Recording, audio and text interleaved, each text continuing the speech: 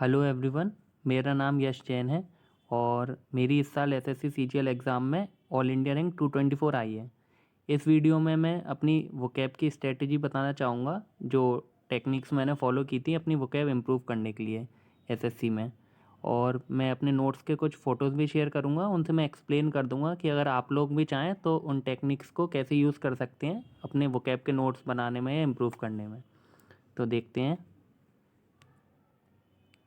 पहला मेथड है root word method. एक रूट वर्ड वो होता है जिससे बहुत सारे वर्ड्स एक साथ फॉर्म हो जाते हैं। अगर आप किसी वर्ड का रूट वर्ड जानते हैं तो आप 4-5 मीनिंग एक्स्ट्रा और याद कर सकते हैं उसी के साथ। आगे आने वाली स्लाइड में मैंने अपने नोट्स में जो रूट वर्ड्स के एग्जांपल इंक्लूड किए थे वो आपको दिखाता हूँ। जैसे पहला रूट वर्ड है एक्रो। एक्रो का मीनिंग ऊंचाई से रिलेटेड होता है, हाइट से रिलेटेड। जैसे एक्रोफोबिया लिखा है मैंने इधर, तो एक्रोफोबिया होता है फियर ऑफ हाइट। मतलब एक्रोफोबिया दो वर्ड से मिलके बना है, एक्रो प्लस फोबिया। एक्रो का मतलब हाइट और फोबिया का मतलब डर, तो एक्रोफोबिया का मतलब हो गया हाइट से जिसे डर लगता है उसे एक्रोफोबिया है। नेक्स्ट वर्ड है एक्रोबेट। एक्रोबेट आया है एक्रो प्लस बेट से। तो जैसे सर्कस वगैरह में जो जिम्नास्ट वगैरह होते हैं वो हाइट पे करतब दिखाते हैं, उन्हें हम एक्रोबेट्स बोलते हैं। नेक्स्ट वर्ड है Acropolis. Acropolis Acro plus police से मिलके बना है। एक्रोपोलिस मतलब सिटी, जैसे किसी हिल के ऊपर या हाइट के ऊपर कोई सिटी है उसे हम एक्रोपोलिस बोलते हैं।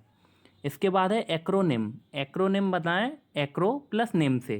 तो एक्रोनिम में जैसे नासा होता है तो नासा का फुल फॉर्म होता है national aeronautics and space administration. तो इसका हमने हाईएस्ट वर्ड उठाया, जैसे नेशनल का एन, एरोनॉटिक्स का ए, स्पेस का एस और एडमिनिस्ट्रेशन का ए। तो चारों उठा के जो स्मॉल वर्ड फॉर्म हुआ नासा उसे हम एक्रोनिम बोलते हैं। तो एक्रो से हमने एक साथ 4 वर्ड्स याद कर लिए। यही रूट वर्ड्स के तरीके का फ़ायदा होता है। नेक्स्ट वर्ड देखते हैं। सो नेक्स्ट रूट वर्ड है फिड। फिड ट्रस्ट से रिलेटेड होता है, मतलब आपको किसी इंसान पर या किसी चीज़ पर ट्रस्ट है। जैसे इससे पहला वर्ड आता है कॉन्फिडांट। कॉन्फिडांट में बीच में फिड आ रहा है, तो मतलब हमें समझ में आ गया कि इसमें ट्रस्ट से रिलेटेड कुछ होगा इसका मीनिंग। तो कॉन्फिडेंट एक ऐसा इंसान होता है जिस पर आप ट्रस्ट कर सकते हो, अपने सीक्रेट्स बता सकते हो उसको। वो आपका फ्रेंड हो सकता है या कोई फैमिली मेम्बर हो सकता है, उसे आप कॉन्फिडेंट बोल सकते हो। नेक्स्ट वर्ड है कॉन्फिडेंट। कॉन्फिडेंट मतलब आपको खुद पर ट्रस्ट है, अपनी एबिलिटीज़ पर, कि मैं ये कर सकता हूँ या मैं ये कर सकती हूँ, तब आप कॉन्फिडेंट होते हो। नेक्स्ट वर्ड है परफिडियस। परफिडियस दो वर्ड से बना है, पर प्लस फिडियस। मतलब परफिडियस का मतलब होता है आपने किसी का ट्रस्ट तोड़ा है। मतलब जैसे कभी कभी कोई किसी को सीक्रेट बता देता है और उसने वो सीक्रेट किसी और को बता दिया, तो फिर उसने परफिडी की है, मतलब सामने वाले का ट्रस्ट तोड़ा है उसने। नेक्स्ट रूट वर्ड है फिट से फिड्यूशरी। फिड्यूशरी मतलब कोई पर्सन या ऑर्गेनाइजेशन, आपको उस पर ट्रस्ट है कि आप उस पर अपने पैसे रख देते हो, कि आप मेरे पैसे संभाल लेना, मेरे को आप पे ट्रस्ट है, तो वो फिड्यूशरी हो गया। फिर नेक्स्ट वर्ड है डिफिडेंट। डिफिडेंट कॉन्फिडेंट का उल्टा होता है।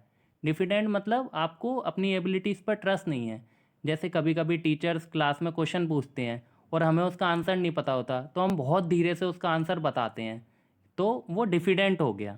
फिर नेक्स्ट है फेडरल। जैसे कंट्रीज़ में स्टेट्स वगैरह रहते हैं तो वो ट्रस्ट के थ्रू यूनाइटेड रहते हैं, तो उसे हम बोलते हैं फेडरल यूनिट्स किसी कंट्री की। और नेक्स्ट है कन्फाइड। कन्फाइड मतलब किसी को अपना सीक्रेट बताना ट्रस्ट करके। जैसे इसका एक एग्जांपल हो गया, I confided my secret to my friend. तो ये हो गया कन्फाइड। तो फिर से हमें रूट वर्ड पता था, तो एक साथ हमने 7 वर्ड्स याद कर लिए। तो ये रूट वर्ड का फ़ायदा है। अब नेक्स्ट देखते हैं। अब आप लोग बोलोगे कि हमें कैसे पता चलेगा कि किसी वर्ड का रूट वर्ड है या नहीं है। तो इसका एक तरीका होता है, जब भी आप किसी वर्ड को गूगल पर सर्च करो तो उसके आगे एटमोलॉजी और लिख देना। एटमोलॉजी का मतलब ही होता है कि वर्ड का ओरिजिन कहाँ से हुआ है, या वर्ड का कोई रूट वर्ड है तो वो क्या है। तो आप कभी भी, जैसे मैंने यहाँ पे एक्रोफोबिया और उसके आगे एटमोलॉजी लिख दिया तो गूगल पे मेरे रिजल्ट आए। फिर एक वेबसाइट है vocabulary.com, मैंने वहाँ जाके देखा तो मुझे पूरा उसका एक्सप्लेनेशन मिल गया कि एक्रो मतलब हाई होता है और फोबिया मतलब डर होता है, तो उसने सब कुछ समझा दिया। तो अगर आपको देखना है किसी भी वर्ड का रूट वर्ड है या नहीं, तो आप उसके आगे एटमोलॉजी लिख देना। आप चाहो तो रूट वर्ड वाली वीडियोस भी देख सकते हो यूट्यूब पर, जो एसएससी के लिए डली हैं रूट वर्ड वाली वीडियोस यूट्यूब पर। मैं अपने फ्री टाइम में नीतू सिंह मैम की वीडियोस देखता था रूट वर्ड्स वाली, जिससे मुझे पता चल जाए कि एटलीस्ट कौन कौन से रूट वर्ड्स होते हैं। तो कभी भी मेरे सामने वो वर्ड आए तो एटलीस्ट मुझे आइडिया लग जाए कि हाँ ये रूट वर्ड मैंने कहीं तो पढ़ा है, बस इसके लिए। अब आते हैं सेकंड मेथड पर। सेकंड मेथड है रियल लाइफ एग्जांपल का यूज़ करके। मतलब जैसे आप कभी भी कोई भी मीनिंग लिखें तो ट्राई करें कि आप जो एग्जांपल में सेंटेंस लिखेंगे उसमें आप ऐसा सेंटेंस लिखें जो आपकी रियल लाइफ से कुछ कनेक्टेड हो, अपने फ्रेंड्स के बारे में या अपने बारे में कुछ ऐसा लिख दो कि जो उस वर्ड से कनेक्ट हो जाए। जैसे मैंने यहाँ पे कॉनकॉक्ट लिखा है। कॉनकॉक्ट के दो मीनिंग होते हैं। पहला मीनिंग होता है कि जैसे कोई मनगढ़ंत कहानी बनाना, जैसे आप क्लास में लेट आए तो आपने कोई बहाना बना दिया, तो वो कॉनकॉक्ट होता है। और दूसरा मीनिंग होता है ऐसी डिश बनाना, मतलब उसमें बहुत सारे इंग्रेडिएंट्स कंबाइन करके एक कुछ नई डिश ही बना देना, उसे बोलते हैं कॉनकॉक्ट। अब जैसे मैंने एक एग्जांपल लिखा है, इसमें मैंने यशवंत का एग्जांपल लिया है। यशवंत मेरा एक दोस्त है, तो मैंने उसका एग्जांपल लेके लिखा है कि Yashwant concocted an elaborate excuse for being late. मतलब यशवंत जब क्लास में लेट हो गया था तो उसने बहुत अच्छा बहाना बनाया। तो जब भी मैं कॉन्कॉक्ट वर्ड पढ़ूंगा तो मुझे यशवंत वाला सीन याद आ जाएगा, तो मुझे अपने आप उस वर्ड का मीनिंग याद आ जाएगा। चलते हैं नेक्स्ट वर्ड पर। नेक्स्ट वर्ड है सीजनड।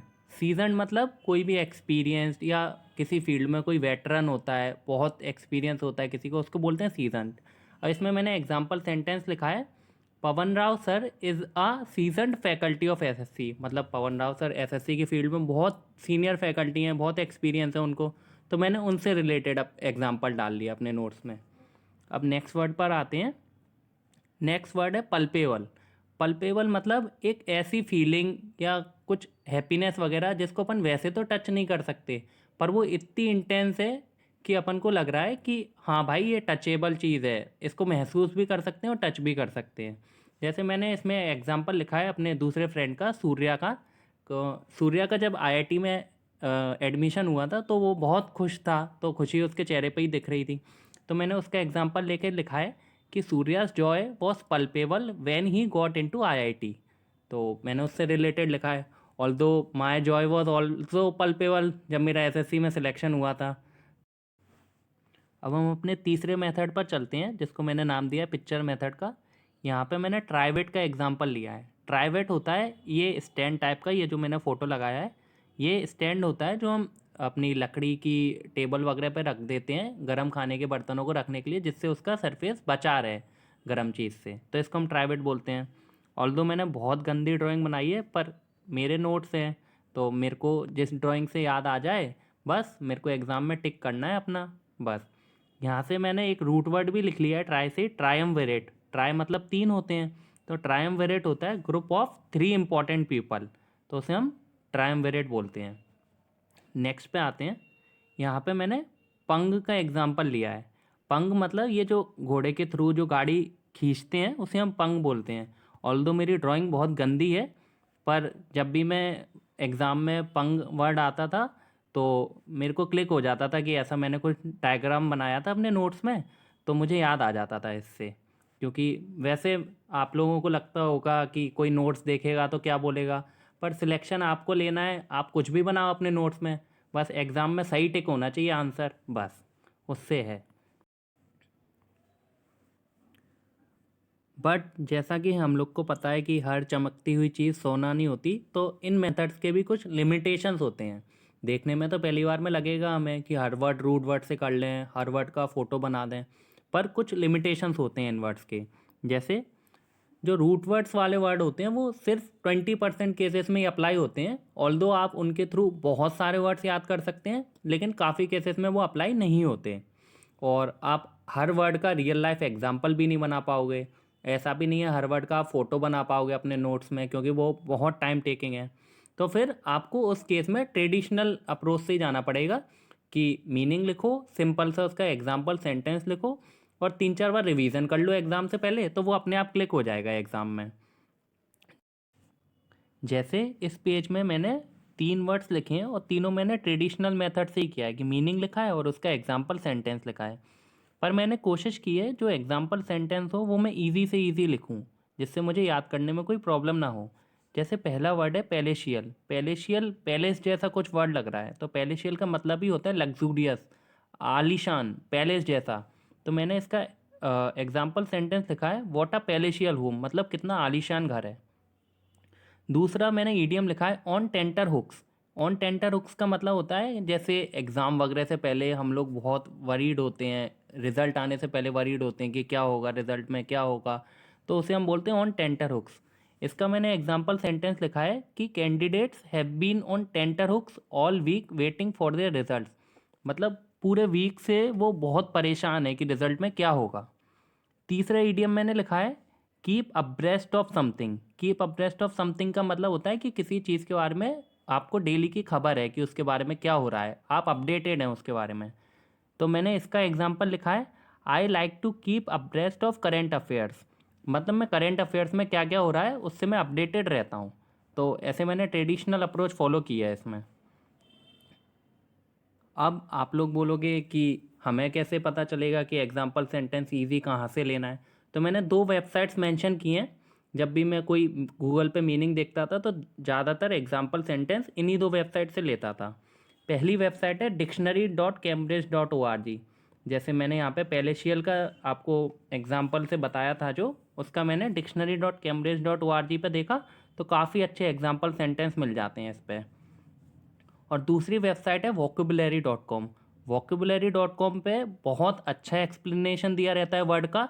अगर आप उसके जो 5-6 लाइन में जो एक्सप्लेनेशन दिया रहता है वर्ड का, वो आप पढ़ लें तो आपको याद हो जाएगा वर्ड, उसके रूट वर्ड वगैरह सब कुछ दिया रहता है। vocabulary.com काफ़ी अच्छी वेबसाइट है।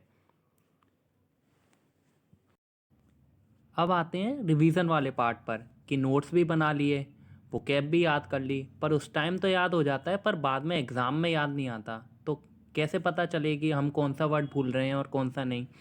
तो इस मेथड को मैंने हिट एंड ट्रायल मेथड का नाम दिया है। तो जैसे जब भी आप नोट्स बनाओ, या मैं जो करता था, मैं जब नोट्स बनाता था तो नोट्स बनाने के बाद जो जो वर्ड्स मैंने आज लिखे उनको मैं एक रफ पेज पर लिख लेता था। सारे वर्ड्स मैंने रफ पेज पर लिख लिए और नेक्स्ट डे मैं कोशिश करता था उन्हें याद करने की। जैसे मैंने आपको आज 15+ वर्ड्स कुछ पढ़ाए होंगे, तो मैंने वो रफ पेज पर लिख लिए। अब मैं याद करूँगा कि एक्रोफोबिया मतलब क्या था, कि हाँ एक्रोफोबिया मतलब फियर ऑफ हाइट्स। एक्रोबेट मतलब जिमनास्ट होता है। तो मैं हर वर्ड पे जाऊँगा। अब जैसे मैं कॉन्फिडेंट पे गया, अब मुझे याद नहीं आ रहा कि कॉन्फिडेंट का मतलब क्या था, तो मैं उस वर्ड को जाके अपने नोट्स में मार्क कर लूँगा या हाईलाइट कर लूँगा कि ये वर्ड है जो प्रॉब्लम देगा मुझे एग्ज़ाम में। तो वो वर्ड का मैं बार बार रिवीजन करता था, जिससे जो वीक वर्ड्स हैं वो अच्छे हो जाए मेरे, कि एग्ज़ाम में प्रॉब्लम ना दें। बस रिवीजन के लिए मैंने ये किया था। सो इस वीडियो में इतना ही। बाकी अगर आप चाहते हैं मैं किसी और टॉपिक पे वीडियो बनाऊं, तो आप कमेंट सेक्शन में पोस्ट कर देना जिस टॉपिक पे भी आप चाहते हैं। और आप सब लोग को ऑल द बेस्ट आपके आने वाले एग्ज़ाम के लिए। Thank you.